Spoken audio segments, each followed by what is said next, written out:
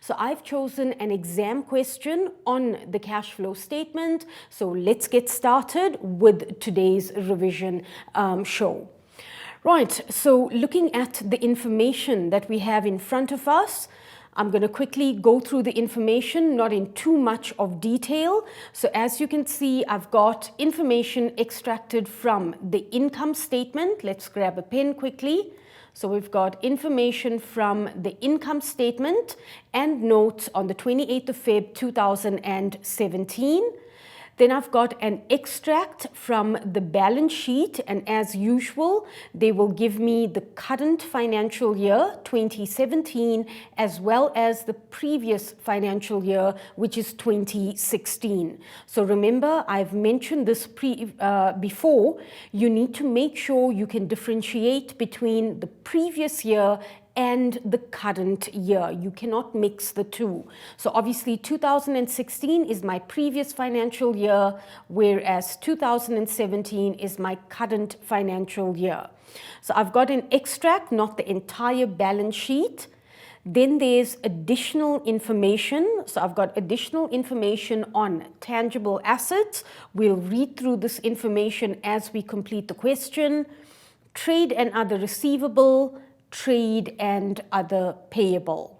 Okay, so what are we going to be doing in terms of the actual question itself? 1.1, complete the note cash generated from operations for the year ended 28th of Feb 2017. So they've given me note 1 for 16 marks. Right, if I scroll down, they also want me to calculate the value of new equipment purchased during 2017, and this is for 7 marks. I need to make sure I'm showing calculation. And then finally, complete the cash flow statement for the financial year ended 28th of Feb 2017. Right, now remember guys, and I've often said this in my classroom, and I'm saying it now on air, it doesn't matter where you begin. So often I know students would like to start with the actual cash flow statement itself, right? With the statement itself, it doesn't matter where you begin, whether you begin with the cash flow statement and then you work on question 1.1, 1.2, doesn't really matter.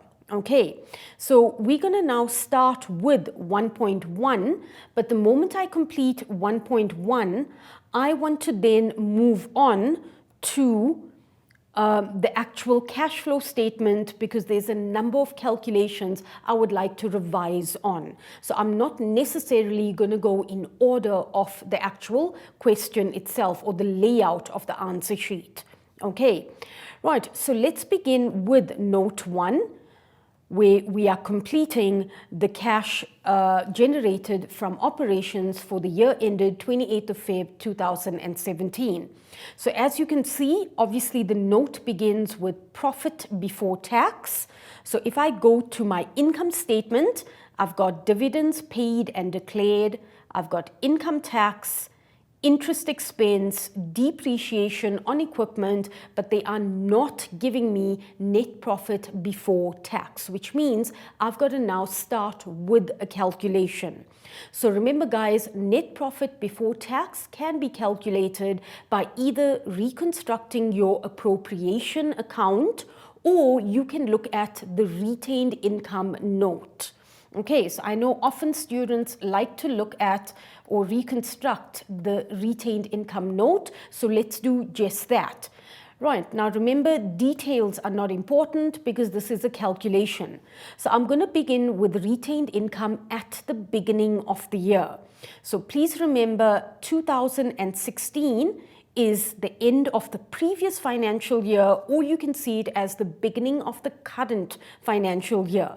And for the current financial year, or sorry, rather the previous financial year, at the beginning of the year, the current year, my retained income, I begin with an opening balance of 92,000. Okay, you guys with me? Right, obviously retained income also needs to end. So at the end of the year, my retained income is sitting at 137,250. Now, what happens in between? So obviously in between you have net profit after tax, right? And remember, this is not given to me. Okay, how do I get net profit after tax? I'm going to take net profit before tax, which is also not given to me, and I'm going to minus my taxation for the year. So there's my income tax for the year, an amount of 75, not 72, 75,000. Okay. Thereafter, if there is a buyback of share, I would enter buyback of shares and how it affects retained income. But in this particular question, I haven't really come across any buyback of shares, so I'm going to leave that out.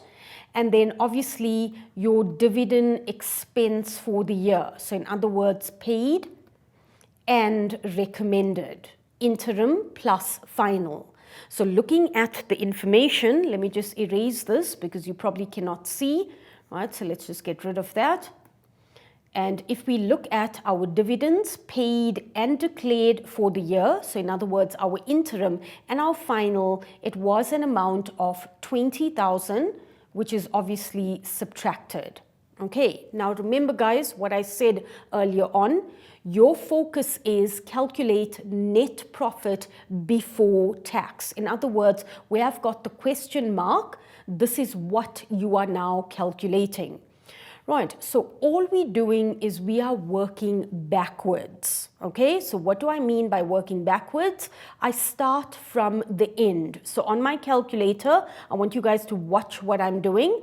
So on my calculator, an amount of 137, okay, 250. As you can see, I'm starting from the bottom and I'm working backwards. So remember, I subtracted dividends, but I'm now going to add back what I subtracted, working backwards. So plus 20,000, okay, right, and then retained income at the beginning of the year, I am going to now subtract, because remember I would have added, but now I'm going to subtract. I'm doing the opposite. So plus 92,000. Okay, and then finally income tax was subtracted. So I'm doing the opposite and I'm now adding my income tax, right? So we then adding an amount of, I just want to make sure that there isn't a figure missing, right? Okay, I think I made a mistake there because retained income, 92,000, I added, I should have subtracted that. So let's just quickly go back. Okay, so remember retained income minus 92,000. And then my income tax, because I subtracted income tax, you can see that minus sign, I'm now going to say plus 75,000. Okay, and this now gives me my profit before tax. So the amount that was missing, 140,250. So 140,250. Okay, so guys, I just want to go through the calculation one more time because remember, it's all about revision. It's all about you recapping, you understanding calculations that previously you found difficult. And this is one of the calculations students normally battle with. So again, remember, I am working backwards. So on my calculator, I started off with 137,250. I then, instead of now minusing, I am now going to add back the 20,000 that I previously subtracted. Instead of minusing taxation, I'm going to add back the taxation that I subtracted. And finally, beginning of the year, this is a positive value, but I'm working backwards. I'm now subtracting 92,000, and that should give you the amount that we wanted, your net profit before taxation. Okay, so let's fill this in our answer sheet. Net profit before taxation, 140,250. And you guys, please remember to show the calculation that I've shown in brackets. Okay, Right, once we've got our net profit before tax, we are going to now make the following adjustment. So remember, we are going to add back depreciation because it's a non-cash item, right? And we are also going to add back interest expense because interest paid is shown later on the face of the cash flow statement. This is why we add back interest expense. So let's do that. So depreciation, if we go to our information, your depreciation on equipment, 31,250. So let's fill that in. So depreciation, we're adding back 31,250. And then interest expense, we are also adding our interest that we subtracted in the income statement. So we are adding back 25,000. Okay. Right, this is now going to help us calculate our profit before changes to working capital. So 140,250 plus 31,250 plus 25,000. Okay, let's just fix that. So plus 25,000, and this is now giving us an amount of 196,500. So 196,500. Normally this is a method mark, so please make sure you fill in a total. Right, changes to working capital. So we're now looking at inventory, whether there's been an increase or a decrease in inventory, followed by trade and other receivable, or we can just call it debtors. And obviously the last item, trade and other payables, or you can refer to this as creditors. Right, so let's begin with inventory. Has there been an increase or a decrease when we compare the current year to the previous year? So looking at our inventory, there's no note for us to refer to. So as you can see, the previous financial year, 103,750. Current financial year, it has obviously decreased to 72,500. So let's calculate how much inventory has decreased by from one year to the other. Okay, so 103,750, and we are subtracting 72,500. Okay, and that gives us an amount of 31,250. So obviously inventory has decreased. So for this financial year, we've spent less on inventory, and that results in an inflow of cash in terms of our bank account. Right, so if we go to our cash flow statement, inventory, there's been a decrease in inventory. Make sure you show your calculations in brackets. A decrease of 31,250. We spent less on stock. Money stayed in our bank account. So obviously this was positive for cash flow. Let's now move on to debtors. Okay, so remember, when we say debtors, we are referring to trade and other receivable, and they're asking us to see below. So trade and other receivable is made up of your trade debtors, prepaid expense, accrued income, as well as SARS. Remember, you're going to include all the items in trade and other receivables except for SARS. I'm going to say that one more time. We're going to include all the items in the note trade and other receivable except for SARS. So we're going to exclude SARS. So let's go to the note trade and other receivable. It should be information 2. Right? So as you can see, trade and other receivable is made up of only debtors, right? And then I've got SARS income tax. So obviously I need to now exclude SARS from this calculation.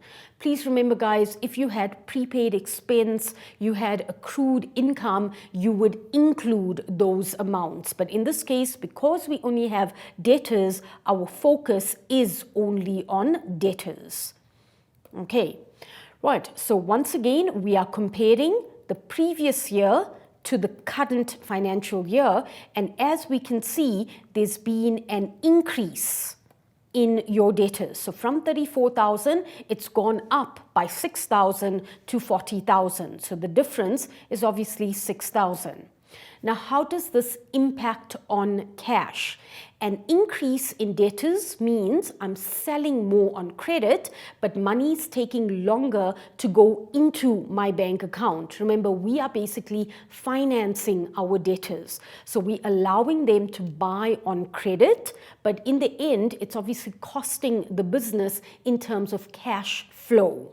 Okay, so that 6,000 is negative for cash flow. So let's now fill that in, 6,000. So debtors, there's been an increase in debtors of 6,000. And because there's an increase in debtors, less money is going into my bank account. This is an outflow of cash. It must be in brackets. Right, let's now move on to creditors.